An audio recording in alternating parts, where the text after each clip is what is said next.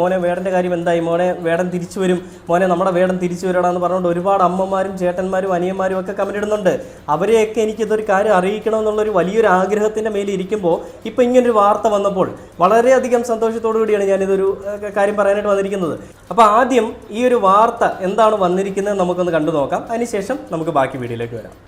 Upper വേടന് മുൻകൂർ ജാമ്യം. Thrikkakara police register ചെയ്ത ബലാത്സംഗ കേസിലാണ് വേടന് മുൻകൂർ ജാമ്യം. കർശന ഉപാധികളോടെയാണ് മുൻകൂർ ജാമ്യം നൽകിയത്. ഓരോ കേസിലെയും സാഹചര്യങ്ങൾ വ്യത്യസ്തമെന്ന് ഹൈക്കോടതി. ശ്യാം ദേവരാജ് ലീഗൽ കറസ്പോണ്ടന്റ് നമുക്കൊപ്പം ചേരുന്നു. ശ്യാം ദേവരാജ്, എന്തൊക്കെയാണ് ഉപാധികൾ? ഉപാധികളെ സംബന്ധിച്ച് ഹൈക്കോടതിയുടെ ഉത്തരവ് പുറത്തു വരുമ്പോൾ മാത്രമേ നമുക്ക് വ്യക്തമാകുകയുള്ളൂ. പക്ഷേ എങ്കിലും അന്വേഷണ ഉദ്യോഗസ്ഥന് മുന്നിൽ 2 ദിവസം ഹാജരാകണമെന്ന ഉപാധി ഹൈക്കോടതി മുന്നോട്ട് വെച്ചിട്ടുണ്ട്.